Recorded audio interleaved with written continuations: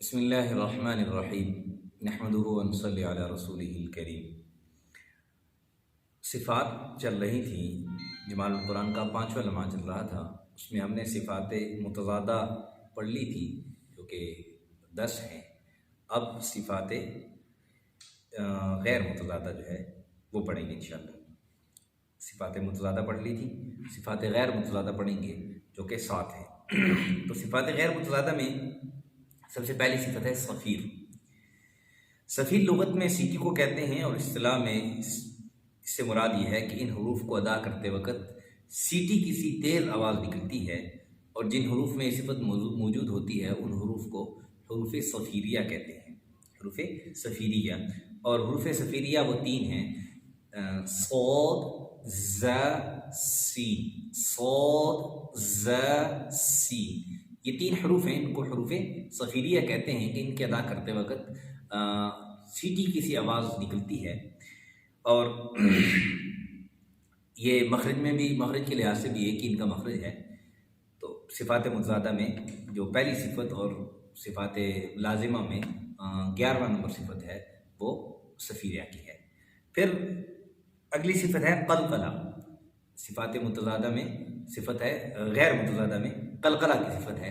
لغت میں حرکت اور جنبش کو کہتے ہیں، اور قراء کے مطابق ان حروف کے ادا کرتے وقت مخرج میں ایک قسم کی حرکت ہوتی ہے، اور جن حروف میں یہ صفت پائی جاتی ہے ان حروف کو حروف قلقلہ کہتے ہیں، حروف قلقلہ کہتے ہیں۔ اور حروف قلقلہ 5 ہیں، حروف قلقلہ 5 ہیں جن کا مجموعہ ہے قطب جدین، قطب جدین، قاف، ص، ب، جیم، دال۔ یہ 5 حروف ہیں جن کے اندر صفت قلقلہ پائی جاتی ہے۔ صفت قلقلہ غیر متضادہ صفات میں سے دوسری صفت ہے۔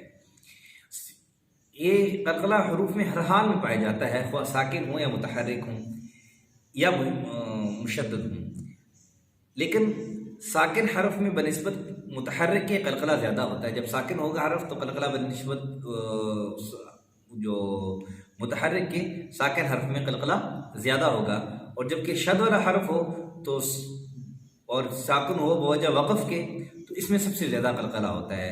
یعنی ان حروف میں سے کوئی حرف آ جائے جس پر شد ہو اور اس پر وقف بھی کرو، جیسے ح، ق، ح، ق، اس میں قلقلہ کی مقدار سب سے زیادہ ہوتی ہے۔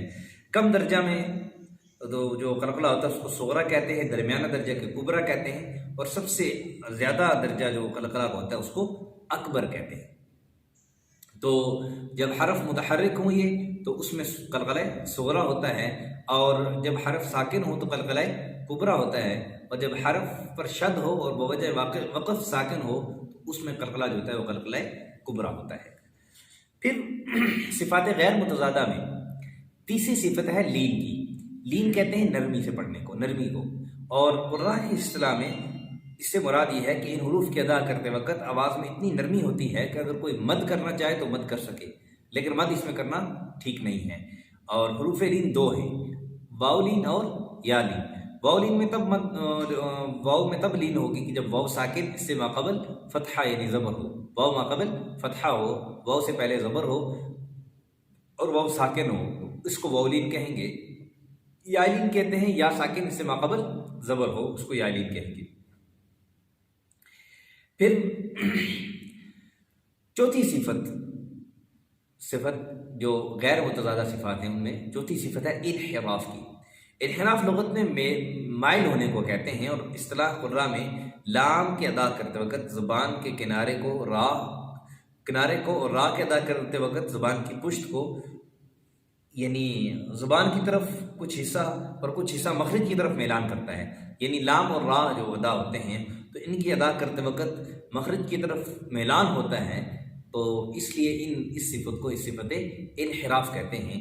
ان دونوں حروف میں کو لام اور را کو حروف منحرفہ بھی کہتے ہیں، حروف منحرفہ بھی کہتے ہیں۔ پھر 5ویں صفت غیر متضادہ میں 5ویں صفت ہے تکریر کی۔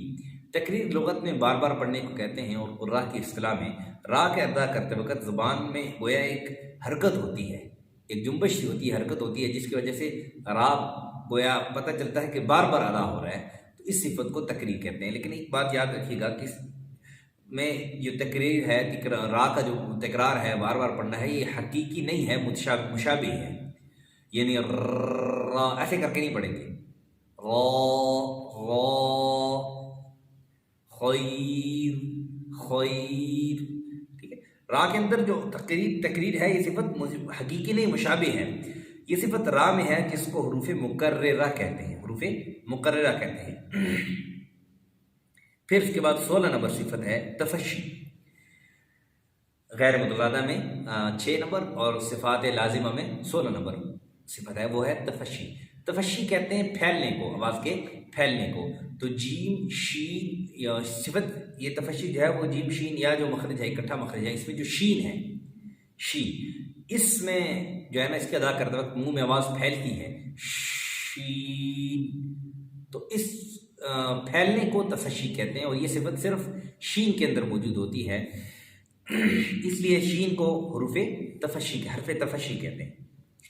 اس کے بعد 7ویں نمبر صفت ہے، 7ویں اور آخری صفت ہے صفات غیر متضادہ میں، 7ویں صفت اور صفات لازمہ میں 17 نمبر صفت ہے استطالت۔ استطالت لغت میں لمبا ہونے کو کہتے ہیں، اور قراء کی اصطلاح میں واد کے ادا کرتے وقت آواز ابتدائی حافہ سے انتہائی حافہ تک لمبی ہوتی ہے، واد کے ادا کرتے وقت آواز ابتدائی حافہ سے انتہائی حافہ تک لمبی ہوتی ہے۔ تو یعنی یہ لمبائی مخرج کے اعتبار سے ہے، جتنا مخرج لمبا ہوگا اتنی آواز، اتنا حرف کو لمبا کرتے ہیں، تو اس لمبا کرنے کو استطالت کہتے ہیں، اور یہ صفت صرف واد کے اندر موجود ہے، صفت صرف واد کے اندر موجود ہے کیونکہ اس کا مخرج سب سے لمبا ہے۔ اس طرح یہ صفات لازمہ جو ہے وہ ختم ہوئیں، صفات عارضہ گزر چکی تھیں، صفات عارضہ کی باقی تفصیل جو ہے نا انشاءاللہ چھٹے لمحے میں بھی آئے گی۔ تو صفات لازمہ ہم نے پڑھ لی، صفات لازمہ 17 ہیں، ان میں جو 10 ہیں وہ صفات متضادہ ہیں کہ جن میں ایک دوسرے کے آپس میں ضد ہے، اور 7 ایسی ہیں کہ جو صفات غیر متضادہ ہیں جو آپس میں ایک دوسرے کی ضد نہیں ہیں ساری صفات لازمہ ہیں، حرف کے اندر ہمیشہ موجود رہتی ہیں، کسی حال میں بھی حرف سے صفات جدا نہیں ہوتی ہیں، جس حرف کے اندر جو صفت پائی جاتی ہے وہ صفات کے اندر تفصیل سے عرض کر دی ہے۔ یہ سبق ذرا توجہ سے سمجھنے کا ہے، اس میں ذرا محنت کرنے کی ہے، اور اس کی بار بار اس کی جو ہے اب بار بار اس کو دہرائیں گے، بار بار اس کی مشق کریں گے، تو اس سے انشاءاللہ یہ صفات آسانی سے ہم حروف کے اندر ادا کر سکیں گے۔